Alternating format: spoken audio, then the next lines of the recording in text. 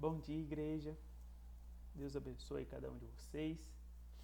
Nós vamos agora dar início à nossa escola dominical. Vamos orar. Queria convidar você a fechar seus olhos, fechar sua cabeça. Pai, te agradecemos por esse dia, te agradecemos por tudo que o Senhor tem nos dado, tudo que o Senhor tem nos providenciado. Mesmo que não merecemos, o Senhor tem cuidado de nós, Pai. O Senhor tem derramado graça sobre graça. O Senhor tem derramado misericórdia em nossas vidas. E o Senhor tem feito com que possamos viver, aproveitar, sentir o Teu amor, sentir o Teu cuidado, o Teu carinho em cada situação das nossas vidas, Pai. Te agradecemos por essa manhã, te agradecemos porque o Senhor nos dá a oportunidade de estarmos juntos, Pai, reunidos aqui, para aprender mais do Senhor, para Te louvar, Te cultuar. Assim que nós oramos, agradecidos em nome do Seu Filho, Jesus. Amém. Amém, irmãos? Como vocês sabem, o pastor Celso está de férias, eu estou responsável pela escola dominical e nós vamos então dar início ao nosso estudo hoje da escola dominical. Nós vamos fazer nosso estudo hoje no livro de Atos, no capítulo 3. Queria convidar vocês a abrirem suas Bíblias no livro de Atos, no capítulo 3, para a gente poder fazer a nossa leitura e a gente ir para o nosso estudo. Então. Diz assim: Pedro e João estavam se dirigindo ao templo para a oração das 3 horas da tarde. Estava sendo levado um homem coxo de nascença, que diariamente era colocado à porta do templo, chamada Formosa, para pedir esmolas aos que entravam. Quando ele viu Pedro e João, que iam entrar no templo, pediu que lhe dessem uma esmola. Pedro, fitando-o juntamente com João, disse: Olhe para nós. Ele os olhava atentamente, esperando receber alguma coisa. Pedro, porém, lhe disse: Não possuo nem prata, nem ouro, mas o que tenho, isso lhe dou. Em nome de Jesus Cristo, o Nazareno, levante-se e ande. E pegando na mão direita do homem, ajudou-o a se levantar. Imediatamente, os seus pés e tornozelos se firmaram. E dando um salto, ficou em pé. Começou a andar e entrou com eles no templo, pulando e louvando a Deus. Todo o povo viu o homem andando e louvando a Deus, e reconheceram que ele era o mesmo que pedia esmolas, assentado à porta formosa do templo. E ficaram ali admirados e espantados com o que lhes tinha acontecido. O livro de Atos dos Apóstolos foi um livro escrito pelo nosso querido Lucas. E ele escreve 2 livros no Novo Testamento, sendo o Evangelho de Lucas e também o livro de Atos dos Apóstolos. Lucas, ele escreve essas 2 obras a partir de pesquisa. Lucas, ele não recebeu uma revelação do Senhor como João em Apocalipse, mas Lucas saiu pesquisando, perguntando o que tinha acontecido, fazendo suas buscas, suas pesquisas, e escreveu essas 2 obras. A obra de Atos dos Apóstolos, muitos dizem que poderia ter o nome também de Atos do Espírito Santo, porque a obra tem uma ênfase muito grande na ação do Espírito Santo na vida dos apóstolos. E essa obra, ela tem o intuito de nos contar como foi o início daquela igreja, como foi o início daquela igreja, não, o início da igreja de Cristo, o início do povo cristão, depois que Jesus tinha sido subido aos céus e que teve a descida do Espírito Santo. A gente vê aqui no capítulo 1 e no capítulo 2 narra os acontecimentos posteriores à ressurreição de Cristo.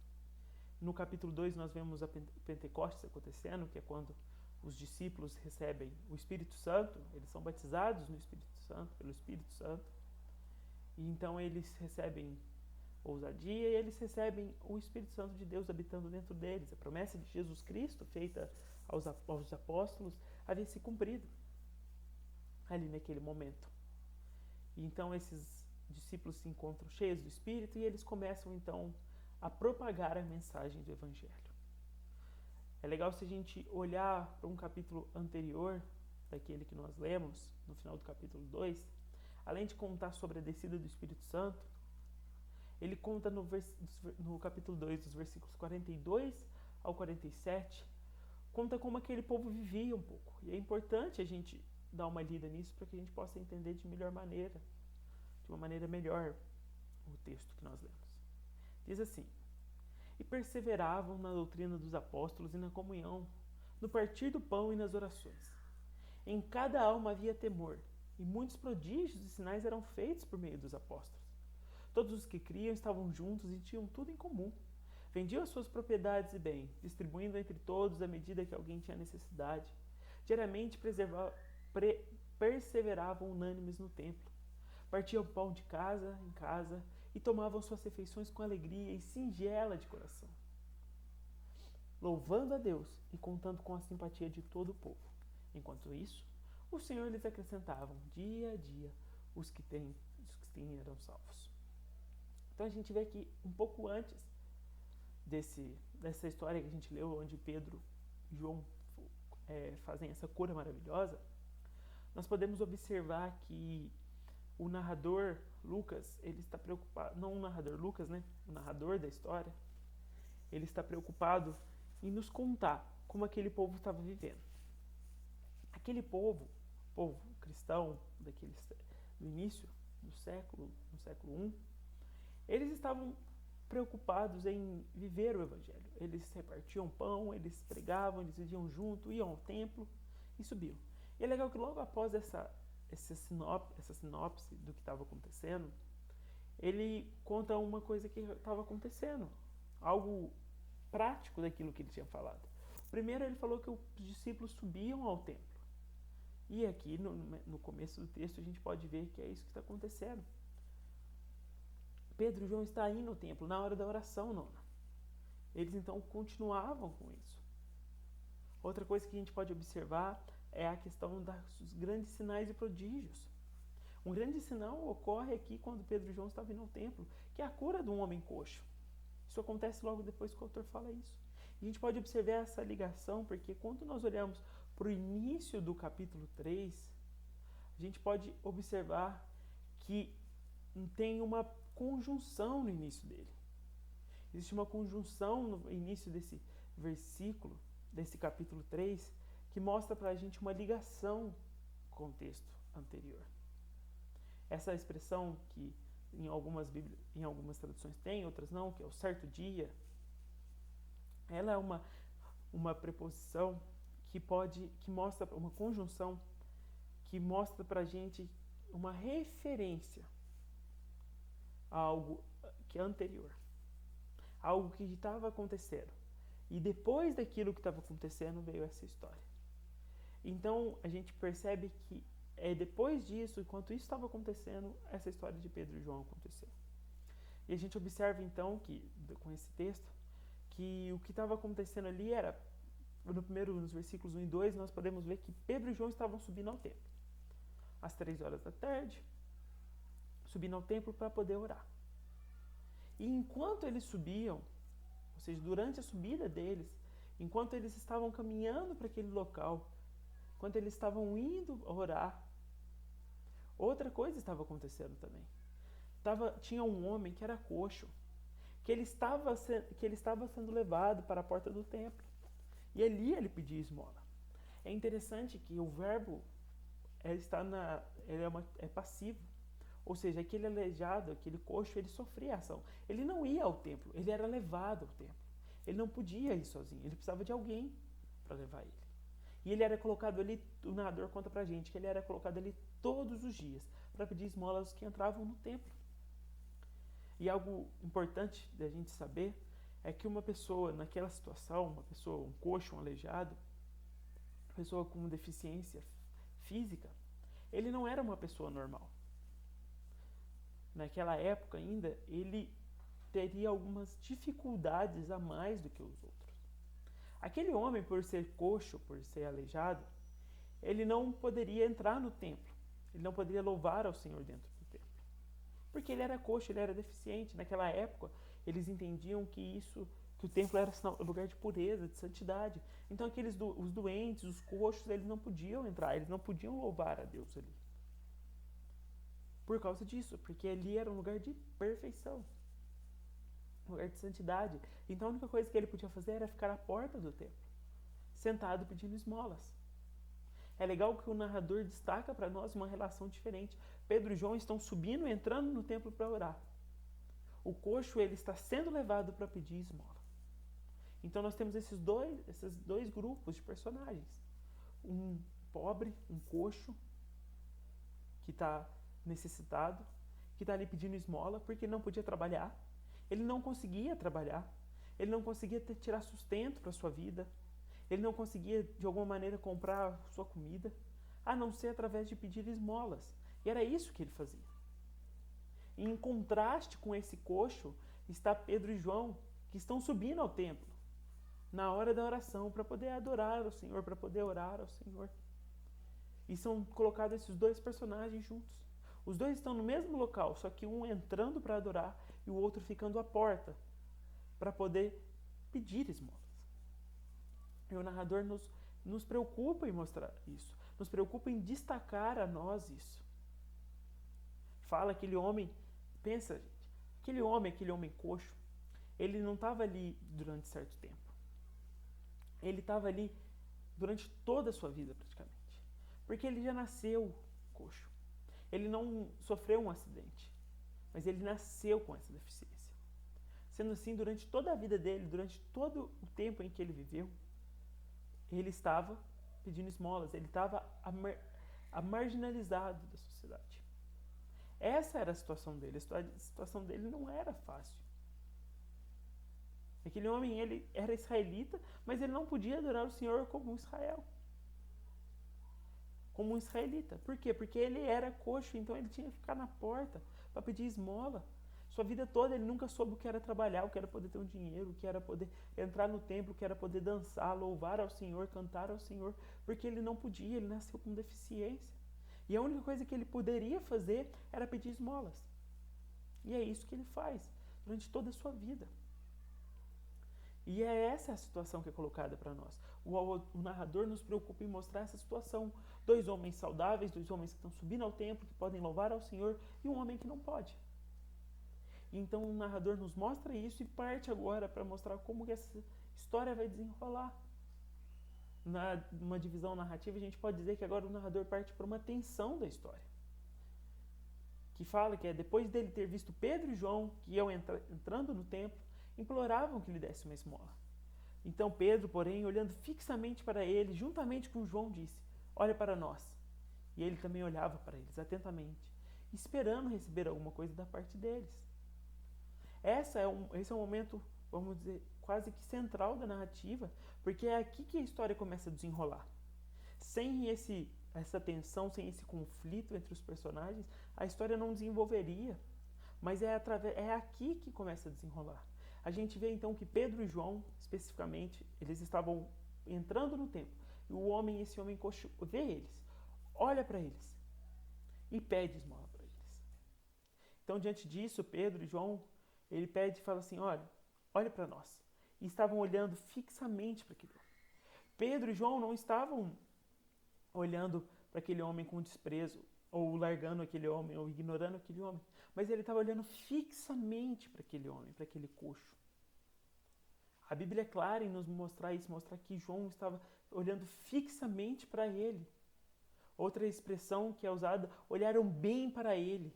E Pedro e João até disse: olhem para nós. Olhe para nós. E é isso que acontece. Essa é a tensão. Pedro e João diante de um homem necessitado. Diante de um homem que precisa de alguma coisa. Aquele homem pede esmola. E com certeza aquele homem conhecia quem era Pedro e João. Pedro e João não era alguém totalmente desconhecido, eram homens que estavam sendo conhecidos naquela época. E então ele olha para eles e pede para eles. Pede. E então Pedro e João, eles não ignoram aquele homem, mas ele fala: olha aqui pra gente. Quando o Pedro e João pede para aquele homem olhar para ele, com certeza aquele homem já pegou e falou assim: vou ganhar alguma coisa, hein?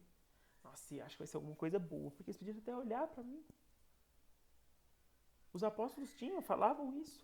A gente leu no final do capítulo 2 que eles dividiam tudo que eles tinham, que eles vendiam suas coisas, davam suas coisas. E desse modo, então, quando o homem pede uma esmola e Pedro e João para e fala para ele olhar para ele, ele com certeza pensou, eu vou ganhar um dinheiro bom agora, hein? Eu vou ganhar uma coisa boa agora. Eu vou ganhar algo grande. Porque esses homens estão pedindo para mim olhar para ele. E é isso que acontece. Esse homem então pede, Pedro e João para, dá atenção para aquele homem e pede para ele olhar. Aquele homem cria uma esperança no seu coração. Uma esperança de ganhar dinheiro. A gente tem que pensar que aquele homem ele não pediu. É bem interessante nesse texto que a gente observar que em nenhum momento aquele homem coxo pediu para ser curado. Aquele homem em nenhum momento ele pediu para que Pedro e João curasse ele. Mas ele pediu somente esmolas. Aquele homem não pediu, ele pediu somente esmolas. E Pedro e João dão atenção para eles. Uma coisa que a gente tem que aprender aqui é que muitas vezes nós desprezamos, nós ignoramos pedidos das pessoas. Às vezes pessoas pedem socorro, pessoas pedem ajuda, pessoas vêm até nós e nós ignoramos. Mas Pedro e João nos ensinam que nós devemos dar atenção, permanecer fixo, olhar com amor para alguém. Porque é isso que Pedro e João faz. Pedro e João olham para aquele homem e olham atentamente para ele, fixa os olhos deles nele. E então dá atenção àquele homem. Aquele homem tinha uma necessidade, aquele homem tinha uma dificuldade. E eles dão atenção para isso. E eles então se preocupam com isso. E isso é muito importante para nós, porque nós temos no nosso dia a dia de correria, de andar, do nosso dia muito corrido, tem que fazer isso, tem que fazer aquilo. Nós paramos e pensamos somente no que estamos fazendo e ignoramos essas coisas. Ignoramos pessoas, ignoramos pedidos. Nós temos que tomar cuidado para que isso não aconteça. Outra coisa que a gente pode observar aqui que acontece é que esse homem ele tinha duas dificuldades. Esse homem, como é apresentado no texto, além da falta de dinheiro, ele não tinha como ganhar dinheiro. Então ele tinha que pedir esmolas, né? Isso a gente já falou. E a gente percebe que, ao decorrer do texto, Pedro e João não estão preocupados somente com a solução do problema imediato daquele homem. Pedro e João não está preocupado só em resolver o problema financeiro daquele homem. Pedro e João está muito, mas muito mais preocupado. Pedro e João está preocupado com o coração daquele homem. A resposta que Pedro dá para aquele homem, ele diz, olha, prata nem ouro eu possuo, mas o que eu tenho eu te dou. Em nome de Jesus Cristo, o Nazareno, levante-se e ande. Pegou ele pela mão, levantou aquele homem, e aquele homem naquele momento sentiu os pés dele se firmarem. O tornozelo dele se firmou, e ele ainda se colocou em pé. E o texto fala que ele entrou com eles no templo, andando, saltando e louvando a Deus. A gente percebe que o homem ele tinha um pedido e ele subiu ao templo, aquele dia foi levado ao templo, com a expectativa de ganhar mais um dinheiro para poder passar mais uns dias tranquilo. Porém, Pedro e João faz além disso. Pedro e João não se preocupa em resolver o problema só que aquele homem pediu. Pedro e João se preocupam em ir além. Aquele homem queria dinheiro, mas Pedro e João dá a cura para ele. Aquele homem não podia andar, não podia trabalhar, aquele homem não podia buscar a sua própria renda. Ele não tinha essa capacidade. Ele não podia fazer isso, porque ele era aleijado, porque ele era coxo. E então, Pedro e João olham para isso e falam, olha, a gente não tem dinheiro, mas o que a gente vai te dar. O que é?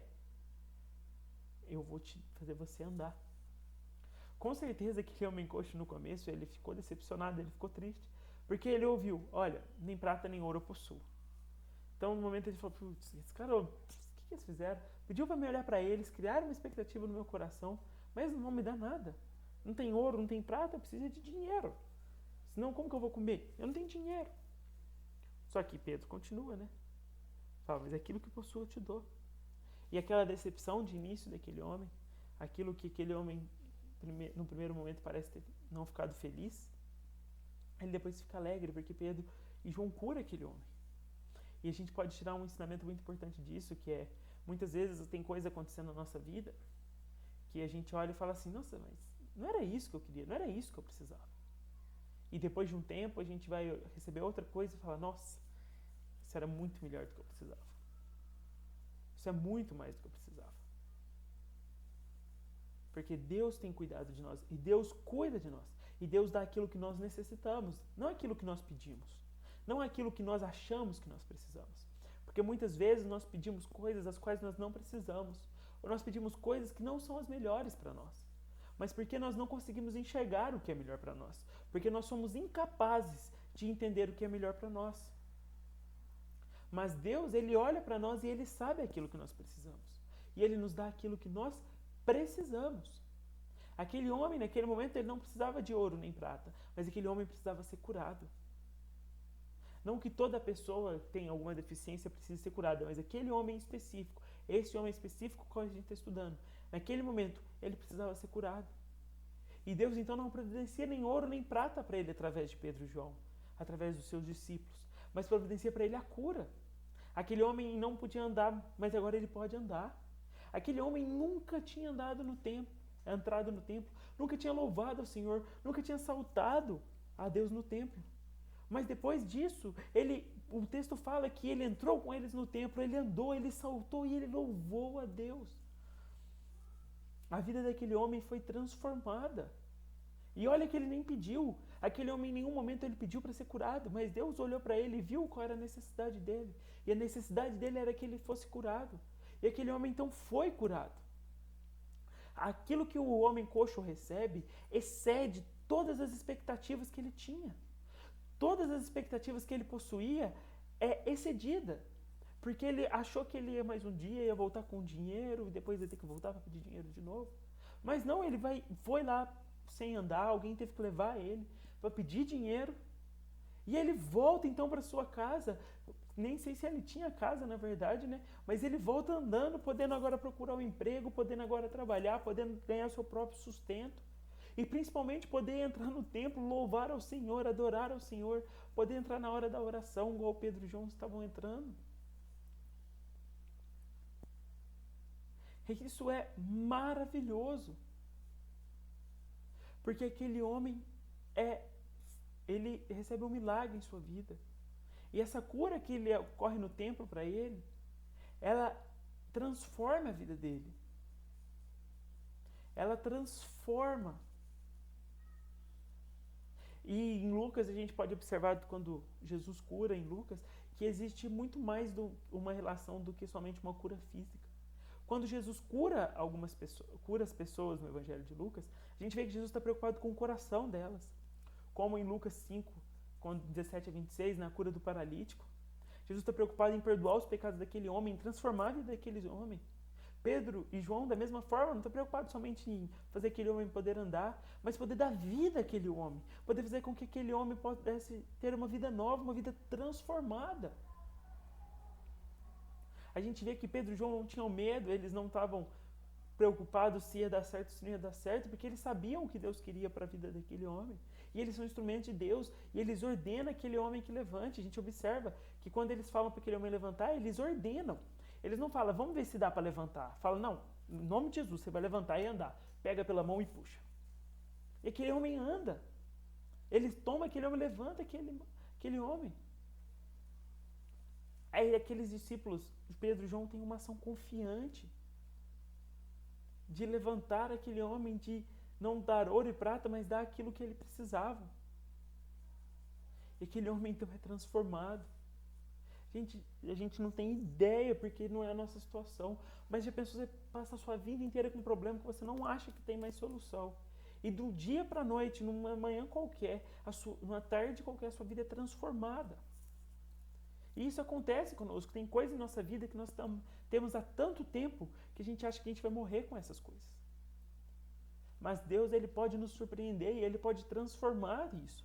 Ele pode mudar isso, Ele pode vir dar aquilo que nós necessitamos. Deus sabe aquilo que necessitamos. Deus sabe aquilo que nós precisamos. Não somos nós, mas Deus é quem sabe. Nós precisamos descansar nessa providência de Deus. A gente vê nesse texto aqui que Deus cuida daquele homem coxo. Que Ele transforma a vida dele. Que Ele faz com que ele possa ter uma vida nova. A gente vê no versículo 8, quando a gente lê o versículo 8, que diz: e de um salto pôs-se em pé e começou a andar, depois entrou com eles no pátio, andando, saltando e louvando a Deus. A gente vê uma dinâmica muito grande, são várias ações que aquele homem faz. Ele salta, ele fica de pé, ele anda, ele entra no templo, ele louva a Deus no templo. A gente vê que essa dinâmica é uma euforia, aquele homem está eufórico. E com razão, aquele homem vivenciou um milagre, uma nova vida foi dada a ele.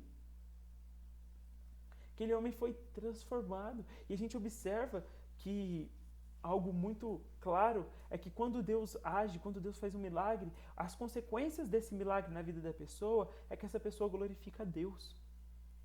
Na cura do paralítico que eu citei em Lucas 5, quando aquele homem foi curado, ele glorificou a Deus. Nesse texto que nós lemos, nós podemos observar que esse homem que foi curado... Desculpa, pessoal, me perdão. Que esse homem que foi curado, ele pegou e glorificou a Deus. Ele louvou ao Senhor. Ele não simplesmente pegou e falou, fui curado, legal. Não, mas ele louvou o Senhor, ele glorificou o Senhor, ele pôde voltar à sua vida, Deus. E a gente tem que entender que todas as coisas que Deus faz em nossa vida, tudo aquilo que Deus transforma, todas essas mudanças que Deus faz na nossa vida, elas não têm um propósito de dar uma vida boa para nós, de fazer com que tenhamos algo bom aqui no agora. Mas principalmente para que nós possamos voltar a Deus, para que nós possamos glorificar a Deus. Todos os milagres, todas as restaurações, todas as ações divinas em nossa vida têm como objetivo nos aprimorar no caráter de Cristo, nos fazer chegar mais perto de Deus e fazer com que possamos estar mais próximos dele. Nós precisamos entender isso. Muitas coisas boas acontecem em nossas vidas. Nós precisamos nos lembrar que elas são frutos da ação divina e que essa ação divina está fazendo nos levar mais perto de Deus. Se algo acontece na sua vida que você entende que foi Deus quem fez, você precisa ir e glorificar a Deus, voltar os seus olhos a Deus. Porque Deus, ele resolve os problemas da nossa vida. Ele traz cura, ele traz restauração.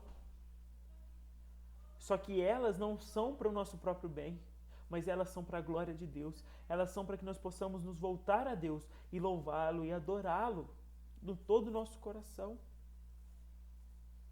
Aquele homem foi salvo, transformado para que ele pudesse voltar a Deus, para que ele pudesse louvar e glorificar ao Senhor.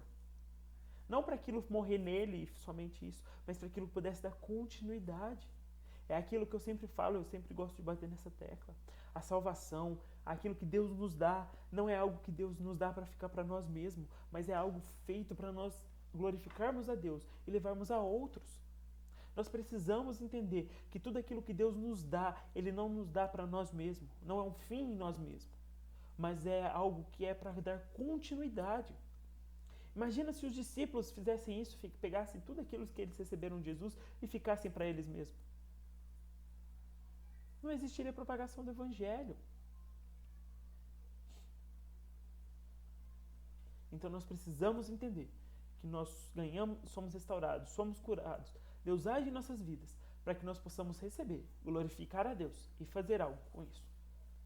Só para os irmãos ficarem tranquilos, eu estou puxando aqui, estou espirrando, mas é porque o ar-condicionado está ligado, que está muito quente aqui onde eu estou, e então eu liguei o ar, mas agora está bem gelado, então por isso que está dando esse negócio de espirrar e de ficar, tá? Mas está tudo tranquilo, graças a Deus.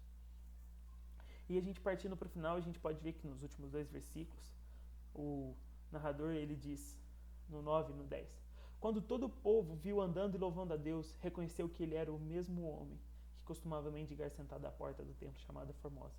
Todos ficaram perplexos e muitos admirados com o que lhe tinha acontecido. Esse final ele traz essa mensagem pra gente. Ele traz essa questão de a gente ver o reflexo na vida dos outros, de ver o reflexo naquilo que aconteceu, de que não é algo que fica para nós, não é algo que aquilo que acaba em nós, mas é algo que acontece pro outro. Deus, ele transforma a vida daquele homem e faz com que as pessoas possam ver, com pessoas possam ser admiradas e pessoas possam ser salvas. Com certeza, algumas pessoas que estavam no templo viu esse grande acontecimento e Deus usou isso para tocar no coração delas, para dizer que elas foram salvas, para mostrar para elas a direção de Deus. para mostrar para elas quem Deus é e o carinho, o amor que Deus tem para eles. Deus fez algo grande, Jesus fez algo grande na vida daquele homem. Ele foi transformado e as pessoas observaram. A vida daquele homem mudou, era um homem que ficava sentado mendigando e agora ele podia andar, ele podia louvar, ele podia entrar no templo. Ele teve uma transformação total e completa na sua vida. Nós precisamos entender, nós tivemos essa transformação. Nós tivemos essa transformação. Esse homem aqui não dá claramente no início, não dá um início de que ele foi salvo, se ele não foi salvo, mas ele foi curado. E essa cura levou ele a glorificar a Deus. O que parece que quando a gente continua lendo é que aquele homem foi transformado e salvo pelo Senhor. Mas nós sabemos que nós já fomos curados. Nós já fomos salvos pelo Senhor. Quando Cristo morre naquela cruz por nós, quando Cristo paga pelos nossos pecados, Ele ressuscita ao terceiro dia, nos dá vida, nos faz filhos, transforma o nosso coração e faz com que possamos reconhecer o amor dEle, reconhecer o senhorio dEle. Quando isso acontece, essa transformação acontece em nossa vida, ela precisa ser vista pelas outras pessoas.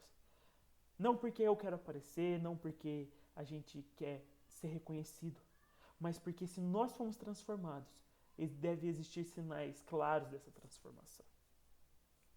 Porque o cristão ele não vive de acordo com o mundo. O cristão vive de acordo com Cristo. Nós não vivemos de acordo com o mundo, mas vivemos de acordo com Cristo. Se nós fomos transformados, regenerados, somos discípulos de Cristo, devemos viver como tais. E isso deve ser reconhecido pelos outros. No nosso trabalho, na nossa família, na nossa igreja, nós devemos ser diferentes. E as pessoas devem olhar para nós e ver o que aquelas pessoas têm de diferente. Não querendo nos gloriar, não queremos que nós sejamos exaltados, mas que para que possamos glorificar ao Senhor. A nossa vida é transformada para que Deus possa ser glorificado. A nossa vida é restaurada para que Deus possa ser glorificado e outras vidas possam ser alcançadas. Que possamos nos lembrar disso. Que possamos lembrar que nós fomos usados, fomos transformados por Deus para glorificar a dele e transformar a vida de outras pessoas. E que Deus está nos chamando para transformar a vida de outras pessoas. Que Deus nos abençoe. Vamos orar?